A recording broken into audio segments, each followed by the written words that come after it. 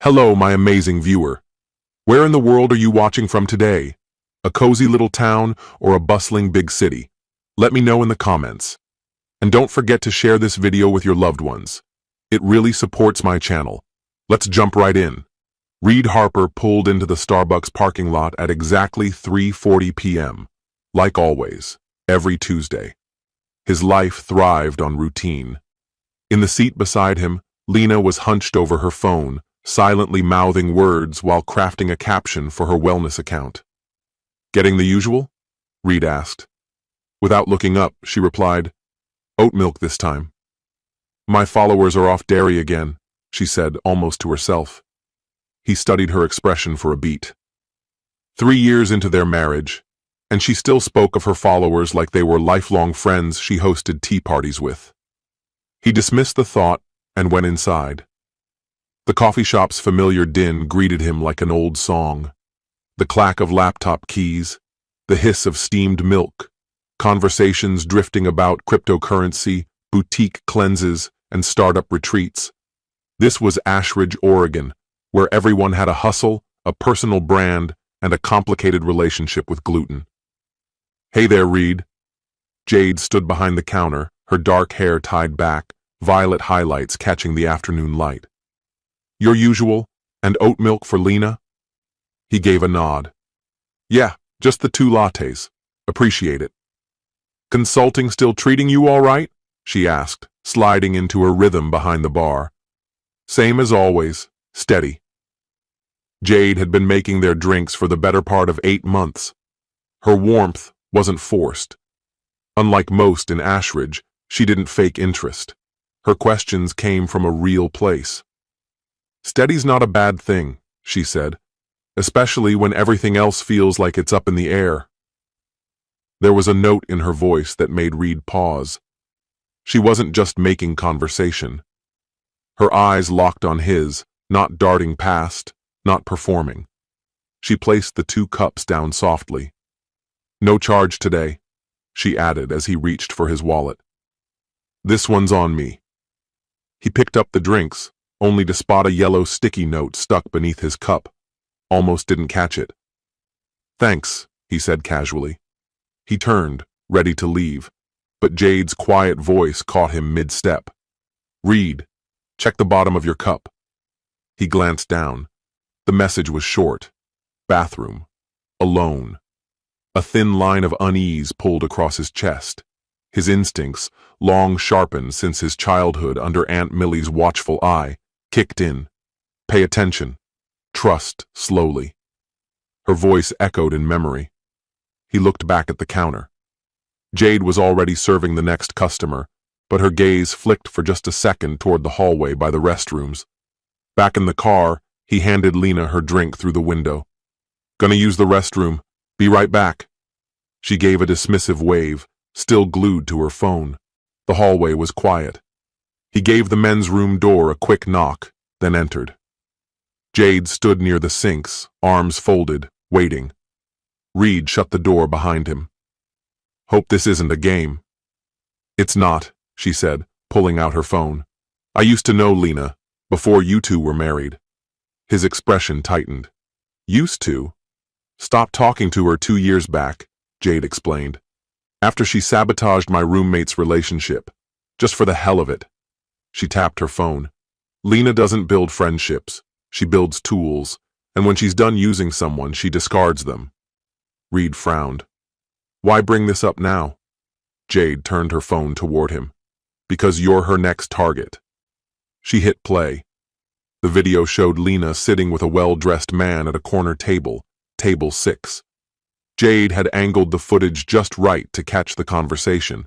Lena's voice rang out, clear, icy. "Reed's so boring, completely predictable." "Mr. Safe Bet," she said, almost mocking, "but his firm's valued at $500,000 these days." The man, Ryan Foster, Reed realized, nodded. "An attorney, known in town. We'll need a pattern of emotional abuse. That's key," Ryan said calmly. "Once that's on record, we can go after the financials," he added. "I've been documenting everything," Lena said. "The way he controls money, limits who I see, My therapist's on board. She'll testify about the psychological damage. Reed felt his body go cold. His breath stuck somewhere between his chest and throat. On screen, Lena leaned toward Ryan. 6 months, she whispered. Then I file. Play the abuse card. Go after half his business. She gave a cruel little smile. He'll never recover. Not really. But I'll be set. Ryan smiled in return. I'll handle it all. Pro bono. Lena laughed. The screen faded to black, and Reed sat motionless, his gaze fixed and vacant, his mind sluggishly sorting through the fallout. 3 years of marriage, all the morning coffees shared, lazy weekends wandering the farmer's market, the soft nighttime embraces accompanied by her whispered reassurances of safety. Every moment had been carefully curated. There's more, Jade said gently, breaking through the fog of his silence. I've got screenshots of her messages to Ryan. She's been compiling information about your business assets, collecting your passwords, tracking your schedule. She's building a case. Reed returned Jade's phone without hesitation, his hand steady. A familiar stillness began to settle over him, the same centered calm that had carried him through his parents' funeral, the long, lonely process of building his company from the ground up, the chaos of life's most turbulent moments. Why are you telling me this? He asked, voice flat but measured. She met his stare with unwavering conviction. Because no one should have to endure what's being done to you. And I've studied enough psychology to recognize manipulation when I see it. She's been eroding your self-esteem, intentionally creating conflict just to observe your reactions. Reed's thoughts flicked back to recent memories. Lena's sudden fixation on his daily habits, her pointed questions about his colleagues, the petty quarrels she would instigate, only to twist his responses into irrationality, painting him as unstable. When did this click for you? He asked. I started suspecting it around 3 weeks ago, Jade said, slipping her phone into her pocket. Yesterday, I finally confirmed everything. I couldn't just sit back anymore. Reed scrutinized her expression. So, what's in this for you? Nothing, she said firmly. I just believe in doing what's right. Her words lingered. Justice. It echoed in his mind like something distant and bitter, often promised but rarely delivered. Yet now, it was within reach. Reed walked to the bathroom and stared into the mirror, meeting the gaze of the same man he'd seen for 36 years. These were the same eyes that had stayed dry while he watched his parents lowered into the ground. The same mouth that had learned to swallow emotion for the sake of composure. Lena had chosen betrayal. Ryan had chosen exploitation. They'd made their moves, and now Reed would make his. Back at the car, he found Lena absorbed in her phone, mid-post, a carefully staged photo of her latte accompanied by a sun-drenched caption. Afternoon recharge with my incredible husband. So grateful for these beautiful moments. Grateful, or Ashridge living, or wellness. 17 likes had already rolled in. All set? Reed asked, his tone even. She finally glanced up and smiled, the same dazzling smile she'd worn on their wedding day. Thanks for grabbing this, babe. You're the best. He started the car with practiced ease. How was your afternoon? Really good, she said with upbeat enthusiasm. Had a Zoom with the Sedona team about the retreat, then caught lunch with Ryan. You remember Ryan Foster, right? He's that attorney who's been helping me sort through the business legal stuff. Yeah, Reed replied, keeping his voice deliberately neutral. How's it all going? Fantastic. He's brilliant with contracts and risk management. I'm learning a lot. Reed maneuvered through Ashridge's lively downtown, passing storefronts that peddled clean eating and curated lifestyles, organic groceries, sleek yoga studios, cafes humming with performative normalcy. Next to him sat the woman orchestrating his downfall, smiling and chatting about her day, completely at ease beneath a surface on the verge of fracture. That evening, Reed cooked dinner while Lena filmed a yoga session in the living room. She adjusted her ring lights, set her phone at flattering angles, and narrated each pose with a serene voice meant for her online following. Her words drifted into the kitchen like a rehearsed meditation. "Taking a moment to appreciate the present," she said sweetly. "Especially grateful for my wonderful husband who's making dinner right now. What a blessing." Reed chopped vegetables with clinical focus, recalling the basics he'd taught himself through YouTube in the early years after losing his parents, when Aunt Millie could barely cover the essentials.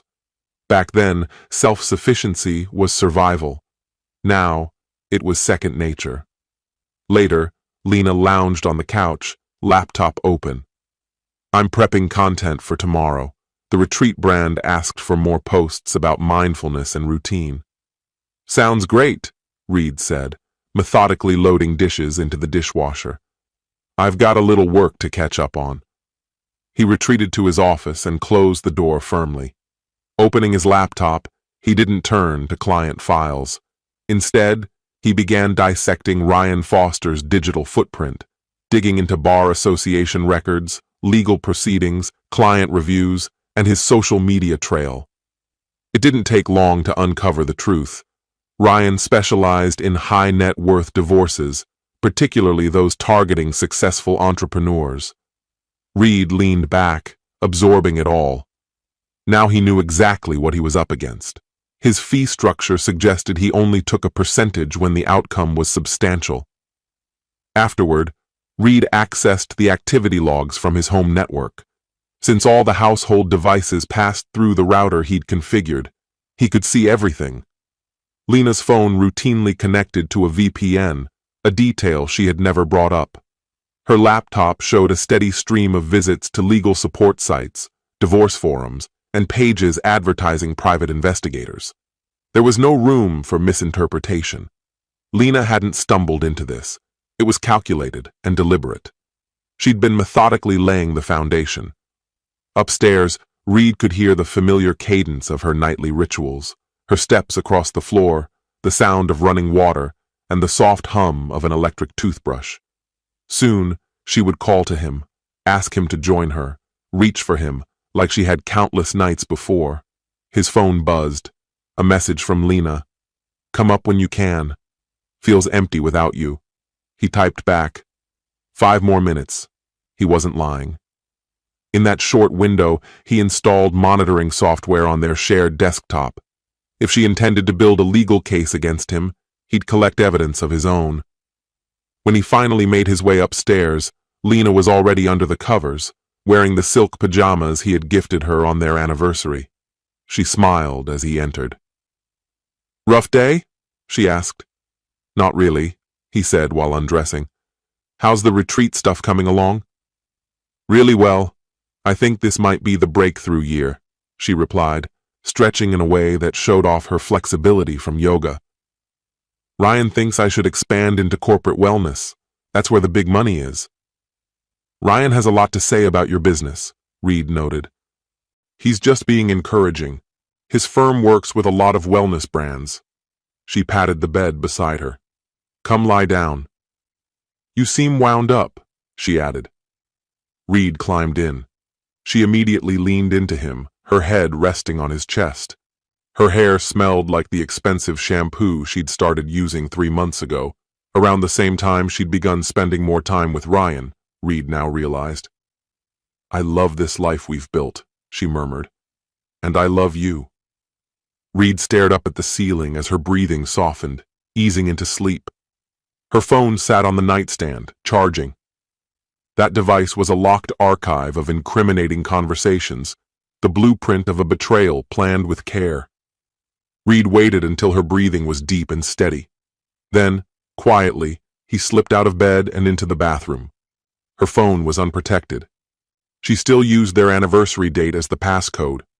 For the next 20 minutes, he gathered everything: texts, photos, voice notes, emails, app logs, and uploaded them to a hidden, encrypted cloud storage account that Lena didn't know existed. Her chat history with Ryan dated back 4 months. It had started harmlessly enough, with legal questions about starting a business. But then it shifted, gradually at first, then unmistakably. There were images of Reed's confidential work files, screenshots of their shared bank records, audio clips of Reed venting, carefully trimmed to make him sound unstable. Then, there were notes from so-called therapy sessions.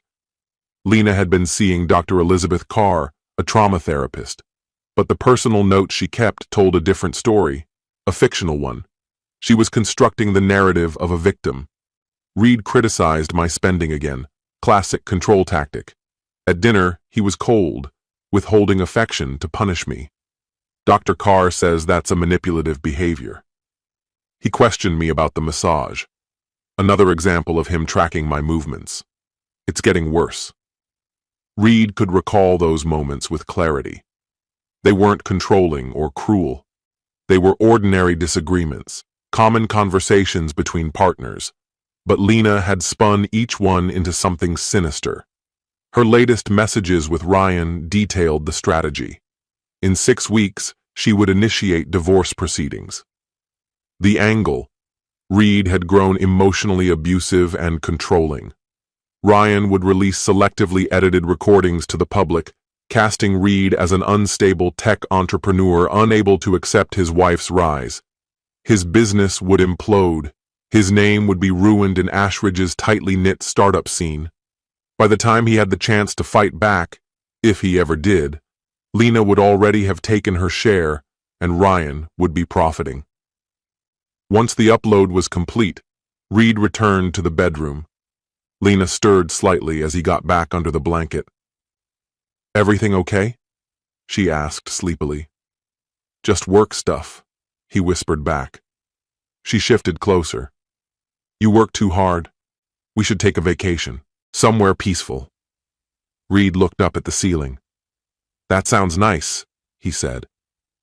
Reed remained in bed for another 60 minutes, eyes fixed on the ceiling, his wife's soft breathing steady beside him. Come daylight, she'd slip back into her public role, the devoted partner admired by neighbors and friends. But in private, she was a master manipulator. Now, though, Reed finally grasped the rules of the game she'd been running all along. And unlike Lena, he had been mentored by someone who never bet on failure. That someone was Aunt Millie. She'd molded his sense of strategy, teaching him that survival wasn't about luck. It was about vigilance, restraint, and knowing exactly when to strike. Her mantra had been simple: trust the wrong person, and you might lose everything. Once someone exposed who they truly were, you didn't wait around for confirmation. Lena had shown her true face long ago. Reed shut his eyes and began drafting his counterattack. By morning, Reed was seated in the home office, appearing focused, hands moving across his keyboard. In reality, he was building a psychological profile of his wife, analyzing her patterns, and preparing his next move with quiet precision. At 9 o'clock sharp, she'd head to yoga. Around noon, she had a lunch date with a friend. By 3, she'd be on a massage table. Recently, she'd started snapping pictures of Reed's meeting schedule while he was in the shower, unaware that a small hidden camera had been installed 2 days earlier, silently logging her every move. "I'm heading out now," Lena called from the kitchen.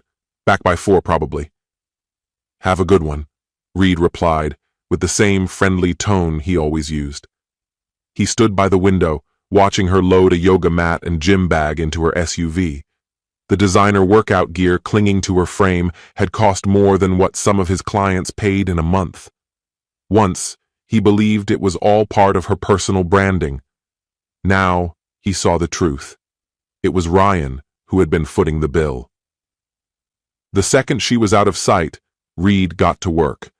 His first destination was Ashridge Community Bank. Quietly and efficiently, he transferred most of their shared funds into a business account, one she didn't even know existed. He left just enough behind to keep up appearances. The rest was now under lock and key. His next stop was the law office of David Kim, the trusted attorney who had helped him launch his tech firm and close key real estate deals. David had a reputation for protecting entrepreneurs from hostile takeovers, both corporate and personal. Reed handed him a folder across the table. "I need to go over my prenup again." David opened it, flipping through the pages with a lawyer's practiced eye. Haven't looked at this since the signing. Something I should know? Just covering my bases. David continued scanning the contract, pausing with interest. This is more airtight than I remember. Did Lena have separate legal counsel? She didn't. Said she didn't need it. She trusted me. David nodded and tapped a specific clause. Clause 12, the termination conditions. If either spouse cheats or attempts deception, they forfeit any shared assets. Reed leaned in slightly.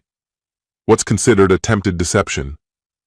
Could include fabricating claims, falsifying papers, or trying to damage the other person's reputation or business. It's intentionally broad. Reed nodded. That gives us room. David closed the folder, eyeing him. You expecting trouble? Just making sure I'm not caught off guard. Later that afternoon, Reed headed to Lavon's garage. His longtime business partner was halfway inside the hood of a '67 Mustang, locked in a losing battle with a rusty bolt. Torque a wrench, Lavon grunted without turning. Reed handed it over. We've got a problem. Lavon glanced up. What kind of problem? Lena's coming for the company. Lavon straightened, wiping his hands on his jeans. You're serious? Your wife? Reed explained everything. Jade's tip-off, the surveillance, the fake counseling sessions designed to undermine him, discredit him. Lavon didn't say much as the story unraveled. His jaw set, brows low. I always knew she was full of it. What do you need me to do? Watch everything. Log it all. Let her dig her own trap. That's it? She's trying to torch your life. We should blow this wide open. No. Reed's voice was quiet but resolute. If we go public now, she'll change course. I need her to stay committed to this path. Lavon looked at him hard. You're not just trying to protect yourself. I'm making sure this ends the right way. Lavon's gaze narrowed. Is this about justice or revenge? Reed didn't answer right away.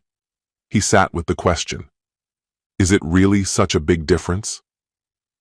That evening, Lena walked through the door brimming with excitement. She'd just come from the farmer's market, where she'd picked up several new crystals she couldn't wait to talk about. Full of energy, she showed them to Reed, matching each stone to a different chakra with theatrical enthusiasm. She even recorded a video for her Instagram followers, speaking with conviction about each crystal's healing power and urging viewers to prioritize their spiritual wellness. As they sat down for dinner, she said casually, Ryan told me I should write a book about resilience, about overcoming adversity. Reed raised his eyebrows. What adversity have you gone through? He asked, genuinely interested. Lena froze mid-bite. Well, she began, measuring her words, growing up without a father, having to learn independence early, building a business from the ground up. Reed gave a neutral nod. Your dad left when you were 12. Sure, but trauma doesn't fade just because it's old, Lena replied in that soft, soothing tone she often used online. That loss still echoes in my life. It's affected how I connect with people, how I trust. Reed took in her words, reflecting. And how does that affect us? He asked. Reaching across the table, Lena clasped his hand.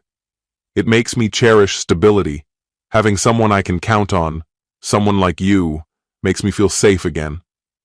Reed looked down at their linked hands, then gave a small nod. I'm glad I can be that for you. Later that night, Lena went upstairs to start editing content for her social media. Reed heard furniture shifting, the usual effort to design a picture-perfect scene that looked effortlessly candid. She often spent hours staging these shots for authenticity.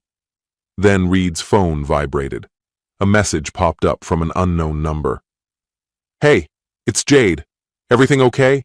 Haven't seen you at the cafe. He replied immediately, I'm fine, just keeping an eye on things. Jade's response came fast. Please be cautious. She's been acting more intense lately. In what way? Reed asked. She's been asking people about you, subtly, steering conversations to whether you're temperamental or controlling. Reed stared at the screen, jaw tightening. Lena wasn't just preparing an exit. She was laying a narrative, an entire community campaign. When the time came, he feared the town of Ashridge would already be convinced he was the villain. "Thanks for telling me," he wrote. Jade replied after a moment, "So, what now?" Upstairs, Lena's footsteps echoed, each one deliberate, rehearsed. Reed looked up toward the ceiling, his voice calm as he typed, "Let her keep building her story." 2 weeks later, Reed set his own plan into motion. He called Levon early one Thursday. "I need you to sound panicked today," he said. "Panicked? About what?"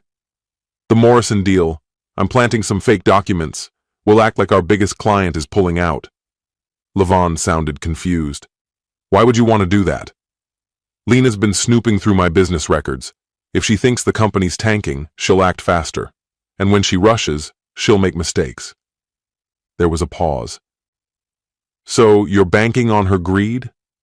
Reed nodded, though Levon couldn't see it. "Exactly." That morning, Reed spent hours crafting phony emails and spreadsheets, each detail supporting the illusion that Morrison Industries was about to cancel its contract. The documents painted a picture of a financial nosedive, a 60% drop in revenue. That evening, Reed made sure to leave his laptop open, fake files displayed, before stepping away to shower. When he returned, the laptop had shifted just slightly, subtle, but enough. The digital footprints would be easy to find. Within a couple of hours, just as he'd guessed, Lena forwarded the documents to Ryan. Reed had installed surveillance software. Every keystroke was recorded. Soon after, Ryan called. "This is huge," he said, unaware that their call was being recorded through the smart speaker. "If his company's crashing, we need to act fast." "How fast?" Lena asked, a note of hesitation in her voice. "File the papers next week, before he hides more of his assets." Lena hesitated. "But I'm not done collecting proof of the abuse." "You've got plenty," Ryan said firmly. "You've got the therapist's notes, the recordings, your journal. We'll say the stress from work triggered his controlling behavior." Reed watched the entire exchange from his screen. He allowed himself a quiet smile. The trap had been set, and they'd walked right in. The next morning, Ryan sent parts of the forged Morrison documents to Brad Hutchins, a local reporter known for his skepticism toward Reed's success. Brad had always been on the lookout for scandal in the tech startup world, and Reed knew it. Sure enough, Brad called that afternoon. "Mr. Harper, this is Brad Hutchins from Ashridge Weekly. I'm looking into a possible crisis involving Morrison Industries." "I'm afraid I can't comment on private client matters," Reed said calmly. Brad pressed on. "I've seen paperwork that says Morrison is ending its contract with you. That's most of your revenue, isn't it?" Reed kept his voice steady. "No comment." "I'm not authorized to comment on ongoing developments," Reed said, his voice composed. "Insiders claim your firm is teetering on the edge of collapse. Any truth to that?" Brad pressed. Reed let the question hang in the air. "Where did you hear that, Brad?" "I'm not at liberty to reveal my sources." "Of course not," Reed replied coolly. "Here's what I can offer. Let me speak with my legal team, and I'll provide an official response within a day." "Understood, Mr. Harper," Brad said. Reed ended the call, only to dial Brad again moments later. "Actually, change of plan," Reed said once Brad answered. "I'd like to show you something in person. Can you meet later today?" They met that afternoon in a quiet downtown cafe. Reed arrived carrying a folder. Inside were the authentic Morrison deal, showing a lucrative renewal at twice the previous rate, and printed emails from Ryan Foster to Brad. "These are from Ryan," Reed said, sliding the documents across the table. Brad's face changed as he examined them. "Where did you get these?" "The materials Ryan gave you were falsified," Reed said plainly. "This is the real Morrison contract. Note the signatures, the date stamps." He opened a second folder. "And these, emails between Ryan and my wife. They've been plotting together, using you as a pawn in their scheme to ruin me." Brad skimmed the pages, his expression tightening. "Ryan and your wife? They're involved?" "They've been seeing each other for a while now," Reed said, his tone flat. "This setup is just their opening move, to destroy me professionally before she files for divorce." Brad leaned back in his chair, visibly shaken. "I almost published the story." "I'm not asking you to suppress anything," Reed replied. "Just report the facts, once the full picture emerges." "And what will that look like?" Reed calmly shut the folders. "You'll recognize it when it hits." That weekend, Reed took a long drive into the wooded hills near Ashridge, where his Aunt Millie still lived in the modest cabin that had been his refuge after his parents passed. The porch was crowded with potted plants, and faint strains of classical music drifted from the windows. "You look like you've been through hell," Millie said, pouring coffee into 2 chipped mugs. "Fighting with that wife of yours again?" Reed blinked. "What makes you say that?" "I taught high school for over 30 years, she said, easing into a chair opposite him. "I know a manipulator when I see one. Lena's been acting for an audience since the day you brought her around." Reed stayed quiet. "The only mystery," Millie added, "is who she's performing for." He told her everything, every detail. Millie listened carefully, interrupting only with the occasional question. When he finished, she sat quietly for a moment. "What do you need from me?" she asked. "Cover," Reed said.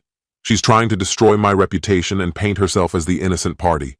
I need people to see the truth before she makes her move." Millie nodded thoughtfully. "I might have an idea," she said slowly, "but it'll take a little patience." "I'm listening." "There's a fundraiser for the women's shelter coming up next month. I'm on the organizing committee." Her eyes narrowed slightly. "What if Lena tried to claim credit for something she didn't do?" "Go on," Reed said. "You make a substantial anonymous donation, enough to stir talk among the volunteers. I'll make sure the rumor spreads just enough. If Lena's as self-absorbed as you say, she won't resist jumping in to claim the spotlight." Reed considered the suggestion. "And then I confront her, with proof of the donation, the paperwork, the committee records, right in front of the group she's been working to impress." "Exactly," Millie said with a knowing smile.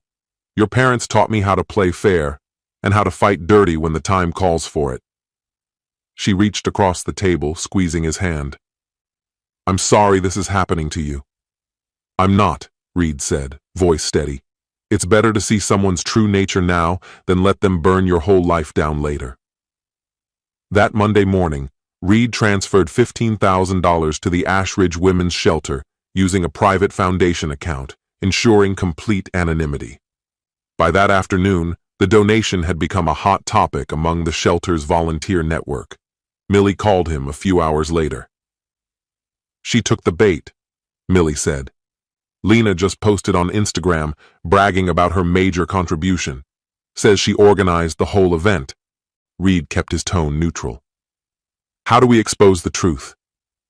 "There's a board meeting Thursday evening, open to the public. Lena will be there, expecting to be recognized for her leadership." Millie's voice was calm but resolute. "I'll be there, and I'm bringing the documents." On Thursday night, Reed made his way to the board meeting at the local women's shelter. The community center buzzed with activity, packed tightly with Ashridge's socially connected elite. Yoga instructors, tech entrepreneurs, wellness influencers, many of whom treated volunteering as a way to enhance their personal brands. Lena sat prominently in the front row, draped in a flowing dress she had selected precisely for the occasion. Earlier that day, she had already uploaded 3 Instagram stories showcasing her commitment to helping vulnerable women and championing social equity. At the podium, Jennifer Walsh, the board's president, called the meeting to order. "Before we begin tonight's agenda," she announced, "I want to highlight a remarkable act of community leadership." She turned toward the front row. "Lena Harper stepped up to lead what has become our most effective fundraiser to date." Lena stood with practiced grace, smiling the way she always did when she knew cameras, or attention, were on her. "Thank you, Jennifer. When I found out the shelter was facing a budget crisis, I knew I had to step in. Uplifting each other, especially as women, is what true community means." Polite applause passed through the crowd. Reed took in the room, heads nodding, faces glowing with admiration. People seemed genuinely moved by Lena's apparent selflessness. "I've always believed in using my reach to make a difference," she continued. "Through my wellness brand, I engage thousands of women who should be aware of life-saving resources like this shelter. I was honored to lead the donation campaign that raised $15,000.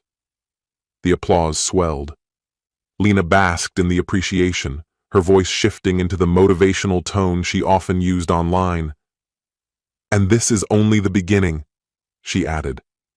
"I'm committing myself to making this shelter a central part of my advocacy going forward." Then a voice rang out from the back. "If I may?" It was Aunt Millie. "Of course, Millie," Jennifer responded. "You've been with this shelter longer than any of us." Millie moved to the front, a folder tucked under her arm. She had the calm authority of someone who'd once commanded the attention of countless classrooms. "I'd like to clear up some points about the donation Lena just mentioned," she said evenly. "Lena, could you specify when you began organizing this fundraiser?" Lena's smile wavered for a fraction of a second. "It came together in the last few weeks. It was a collective effort," she replied.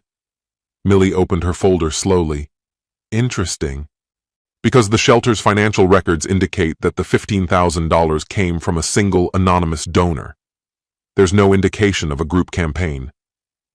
The room fell quiet. Lena's face reddened. "Oh, well, the donation was made through a private connection I facilitated," she stammered.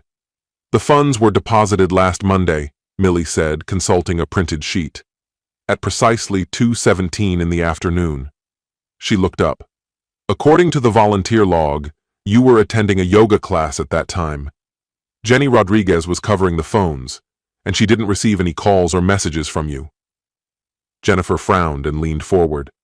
"Millie, are you implying something?" "I'm not implying anything. I'm stating it plainly," Millie answered. "Lena wasn't involved in that donation. She had nothing to do with organizing it. She took credit for a contribution she didn't make. That isn't just misleading, it's unethical." She turned squarely toward Lena. "And you know that." A wave of quiet murmuring swept through the crowd. Lena sat frozen, her well-maintained public persona beginning to unravel. "This is all a misunderstanding," she said quickly. "My role was more spiritual, energizing people, spreading awareness, creating space for generosity." Millie wasn't moved. "Your first Instagram post about the shelter was published Tuesday morning, more than 24 hours after the donation was received. And based on your account's analytics, there was no measurable increase in traffic to the shelter's donation portal during that period." Reed watched his wife's expression shift from confusion to disbelief to panic. She hadn't expected this confrontation and clearly hadn't prepared an escape plan. "I don't have to sit here and be attacked like this," Lena said sharply, her voice cracking. "This isn't an attack," Millie replied calmly. "It's what accountability looks like, something you might want to get familiar with." Lena snatched up her handbag and stormed toward the door. Every eye in the room followed her. "You all have no idea what real advocacy entails," she snapped, pausing at the exit. "I've built a platform that reaches thousands. I don't owe anyone an explanation." And with that, she was gone. The door slammed behind her. Jennifer cleared her throat. "Let's move forward with the rest of the meeting." But Reed knew there would be no recovering from this. In a place like Ashridge, word traveled fast, and reputations were fragile. Lena's image as a benevolent influencer had just collapsed in real time. The illusion had shattered. The first act was over. Later that night, when Reed returned home, Lena was pacing in the living room, phone to her ear. "I don't care what they say," she was saying. "My followers know who I am. This is just jealousy from people who can't see the bigger picture. Reed figured she was talking to Ryan. He quietly stepped into the kitchen to start dinner, her voice still echoing down the hallway. No, this isn't backing down. It's doubling down. Tomorrow, I'm publishing a post about the corrosive politics masquerading as community leadership and how real changemakers are routinely blindsided by gatekeepers clinging to their positions. Steam curled from the pot on the stove as Reed opened the mirrored cabinet in the bathroom. On the middle shelf sat a small orange bottle, Lena's prescription for alprazolam, issued by Dr. Carr to manage stress-related symptoms tied to their marriage, officially filed under adjustment disorder. Reed had studied up.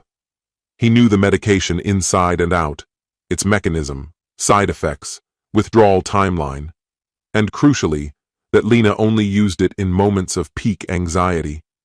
He removed the lid and counted quickly. 12 pills. He slipped half into his pocket and replaced them with indistinguishable sugar tablets he had bought online. The switch was seamless. "Dinner's up," he called. Lena ended her phone call and entered the kitchen, visibly shaken, her face flushed, her movements tense and exaggerated. "They have no idea what real advocacy even looks like," she said, stabbing at her salad with unnecessary force. "I've accomplished more for women's empowerment this year than that entire board has in the last 10. "What happened at the meeting?" Reed asked. Lena launched into her account, unapologetically biased. Aunt Millie, she claimed, was an insecure fossil jealous of her momentum. The board? A self-serving clique terrified of change.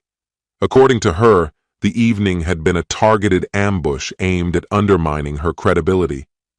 "I'm honestly tempted to walk away from all of it," she said bitterly. "They don't deserve me." Reed nodded, giving her a look of quiet sympathy. "That must be exhausting." "It is," she snapped, voice rising. "But I won't let a bunch of cowards shrink my vision." Then her demeanor shifted. Her words came fast, brimming with manic energy. "I'm going to take the Retreat brand to the next level. I'll start that corporate wellness project Ryan suggested. I'll redefine success on my terms." In the days that followed, Reed closely watched the fallout of his subtle sabotage. Without her medication's stabilizing effects, Lena's behavior became increasingly erratic. The polished persona she had so carefully maintained began to slip. Her online presence turned volatile, impulsive, overly confessional. When critics started raising questions about her involvement with the shelter, she released a 40-minute video tirade accusing key figures in the community of corruption. She called longtime volunteers spiritually hollow and denounced the nonprofit space as energetically poisoned. Her follower count began to drop. Brands began pulling back. One event partner asked to pause and reassess their collaboration, citing concerns about her recent activity. But Lena seemed oblivious to the growing unease. Without her anxiety managed, every bit of criticism landed like a direct assault. "They're scared," she told Reed one evening, scrolling furiously. "They know I'm disrupting their fake little ecosystem." Later that night, Reed found her in their bedroom, hammering away at her keyboard, an unfinished chocolate bar beside her. "What are you working on?" he asked. "My book pitch," she said with breathless excitement. "Ryan says now's the time to share my truth, how I've fought back against this broken system." Her eyes gleamed with a strange, feverish intensity. "Publishers want raw," she insisted. "They're desperate for someone who actually speaks the truth." Reed glanced at the screen. The document wasn't a proposal. It was a rambling, aggressive manifesto, far removed from her former wellness brand. "This is intense," he said carefully. "It has to be," Lena said. "People are asleep. I'm going to wake them up." She closed the laptop and turned to him, eyes searching. "You see it, don't you? You know what they're trying to do to me." Reed held her gaze, and what he saw was more than just burnout. It was paranoia, deep and accelerating. She was unraveling. Each persona she'd crafted, the advocate, the influencer, the entrepreneur, was now clashing violently with the others, unable to coexist. "I know it's a lot," Reed said softly. "Exactly," she whispered, curling into him. "You're the only one who really gets it. Everyone else is just scared of how real I am." He ran his fingers gently through her hair as she held on to him, her breath shaky. He didn't respond. He didn't need to. All he had to do was wait. 23 days later, Reed invited Lena over for dinner. He made her favorite, herb-crusted salmon, oven-roasted vegetables, and a glass of the vintage wine she'd been saving for a special night. She sat slowly, visibly worn down. Her face was drawn, eyes ringed with fatigue, the toll of sleepless nights and relentless tension. "What's the special occasion?" she asked, lowering herself into the chair. "I've been reflecting on us," Reed said, his tone steady. "On what we need, where we're going." A flicker of hope crossed her expression.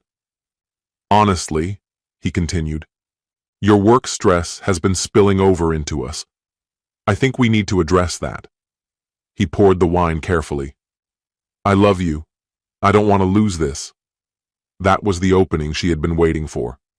"I love you too," she murmured, her voice barely above a whisper. "Whatever happens with the company, we'll face it side by side." Reed offered a small, weary smile. "That means more than I can say. Your support, it's what's keeping me afloat right now." They ate in silence for a while, the kind of silence that felt lived in and familiar. Lena's posture relaxed, the tension in her shoulders easing. This was the Reed she relied on, pliable, grateful, and easy to maneuver. "I've been speaking with Ryan," Reed said casually as he sliced his food, "exploring legal avenues, just in case the Morrison situation gets out of hand." "That's a smart move," Lena replied. "Ryan really knows his stuff," Reed added. "He does," she said, nodding in agreement. "He pointed out something interesting in our prenup," Reed continued, bending down to retrieve a manila envelope beneath his seat. "Thought now might be a good time to take another look." Lena froze, her fork hovering mid-air. "The prenup," Reed said, his tone light. "You never really examined it closely when we signed. I figured we could go through it together." He flipped open the folder and slid the documents across to her, tapping a section with his finger. "Particularly Clause 12. Setting her fork down, Lena picked up the papers and began to read. Reed watched her carefully as her eyes scanned the section regarding dissolution of marriage. "Legal documents are always so dense," she said, choosing her words deliberately. "It's actually pretty simple," Reed replied, taking a sip of wine. "If either of us is unfaithful or engages in deceit, we forfeit all claim to shared assets. It's a basic safeguard." Lena's hands quivered slightly as she set the paperwork back on the table. "Why bring this up now?" "Because I know about Ryan," Reed said, his voice even and calm. The words hit the air with weight and finality. Lena's face shifted, first surprise, then anxiety, then calculation, and finally defiance. "I don't know what you think you know." Reed unlocked his phone and tapped the screen. A video began to play, one Jade had sent him weeks ago. Lena's voice filled the room. "Reed is boring, predictable, safe, but his firm's making $500,000 now." Lena lunged forward to snatch the phone, but Reed pulled it out of reach. "There's more," he said, reaching for a second folder. Inside were meticulously organized materials, screenshots of messages, financial records, notes from therapy sessions, even audio recordings. Every piece gathered over months, all methodically archived. "Your affair with Ryan, the fake sessions with Dr. Carr, the attempt to fabricate claims of emotional abuse and seize control of half my company." He spread the evidence out on the table like a carefully played hand. "I have it all, Lena." She stared at the stack, her expression hardening before turning to fury. "You had no right. This is a disgusting violation of my privacy." Not exactly, Reed said, still composed. We live in a one-party consent state. Everything occurred on my property, my network, using my devices. His voice never wavered. But you're correct. Some of this does cross a legal line. You're paranoid, she snapped. None of this proves anything criminal. Reed calmly reached for a third folder. This one contained messages between Ryan and Brad Hutchins, counterfeit business documents, and an audio file of Lena coaching Dr. Carr on how to falsify therapeutic notes. Ryan was behind fake leaks about my firm. You invented stories of abuse. You manipulated a therapist to create fabricated testimony. He locked eyes with her. That is conspiracy. Lena shoved her chair back so hard that wine sloshed over her glass's rim. This is madness. You're proving exactly what I told Dr. Carr, that you're controlling and paranoid. If Dr. Carr values their license, Reed said, they'll have some explaining to do. Falsifying mental health records breaches professional ethics. You're bluffing. Reed tapped the phone again, playing another clip. Lena's voice rang out clearly. Make sure you write down the isolation patterns. Reed needs to come off as more controlling in your notes. The timeline has to build properly. Then came Dr. Carr's hesitant voice. I'm starting to feel uneasy with how subjective this is becoming. Lena replied sharply, It's not subjective. It's therapeutic. You're helping me show the emotional truth. The recording ended abruptly. Lena sat frozen, realizing just how much Reed had uncovered. How long have you known? She asked quietly. A few months, he replied. And you never confronted me? You stood by and watched, Reed said, his voice low and measured. I had to find out how far you'd actually go. He closed the file folders with a soft, deliberate snap. I needed to know the truth about the woman I married. That was when Lena broke. You bastard, she hissed. You manipulative, conniving. You let me believe. She shoved back her chair so suddenly that her wine glass toppled, shattering on the table. The crimson wine bled into the white linen like an open wound. I'm finished. I'm going to Ryan. We're filing the divorce papers first thing tomorrow. No, Reed said, composed and unflinching. You won't be. Lena froze mid-step. What the hell does that mean? It means Ryan won't be returning your calls, Reed said, rotating his laptop toward her. As of this afternoon, he's no longer authorized to practice law. On the screen, the Oregon State Bar's website displayed Ryan's license suspension, pending investigation. Tax evasion, Reed explained. The formal complaint was submitted this morning. Seems Ryan got creative with his client accounts. Lena's skin blanched.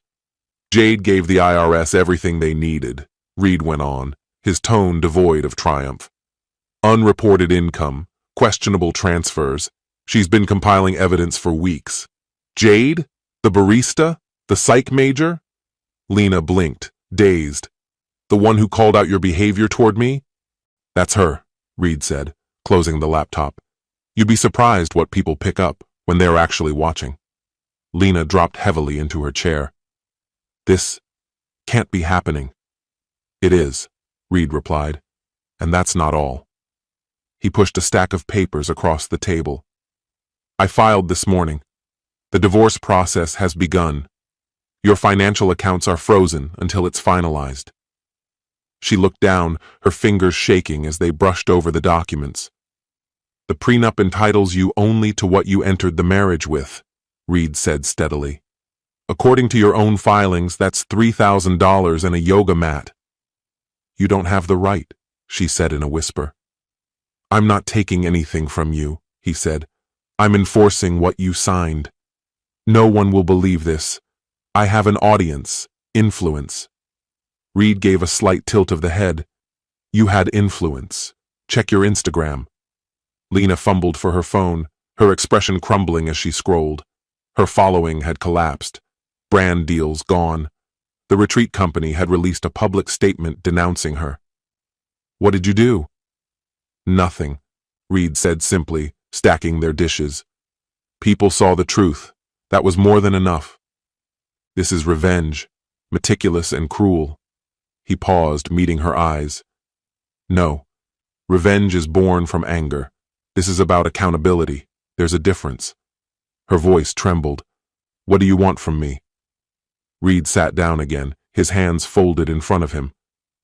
You have two choices. I'm listening. First option, disappear. Take your 3,000, leave Ashridge, and don't come back. I won't release the recordings. I won't report your fraud. Lena's throat moved as she swallowed. And if I don't? Then we go to court, he said, his tone sharp. The whole story comes out, the fake therapy credentials, the financial lies, your little scheme with Ryan. It all becomes part of the public record, and your so-called wellness brand gets exposed for what it really is, emotional manipulation sold as self-help. She sat still, unable to respond. You're not the man I married, she said eventually. Reed's gaze held steady. Wrong. I've always been this man. You just never bothered to look. I loved you. No, he said, standing. You loved the comfort, the attention, the curated life I built for you. But me? You never loved me. That's not true, Lena murmured. Then why try to tear me down? She opened her mouth, but no words came. Nothing she could say would erase what she'd done, or deny that he was right. I need time, she whispered. You have until morning, Reed said. Make your choice. You came out on top, but this was far from over. Reed glanced over the message briefly before deleting it without hesitation. In the weeks that followed, he quietly dismantled what remained of Lena's public image, never once naming her. Her downfall had already begun, courtesy of her own missteps. Reed simply amplified the truth. Using a web of anonymous, untraceable profiles, he began sharing incriminating details about her shady professional conduct. Her yoga certification, purchased from disreputable websites. Her credentials as a nutrition coach, not only unverified, but in direct violation of state laws. Her wellness retreats, entirely unregistered and operating outside any legal framework. Each allegation was supported by irrefutable evidence. Reed had spent enough time studying her to know this. People are quick to believe a lie, but even quicker to believe a truth if it comes with receipts. Within a matter of weeks, her brand collapsed under the weight of its own fiction. Instagram blacklisted her for violating platform policies.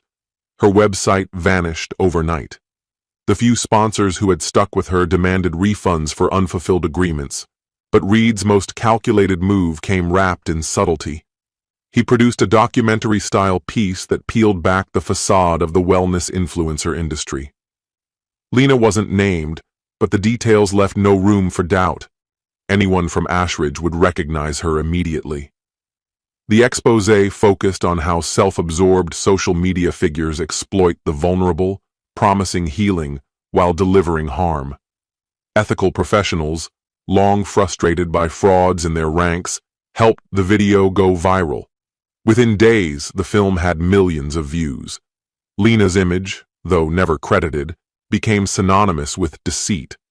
Articles dissecting the manipulative tactics of influencers began to use her face as a case study.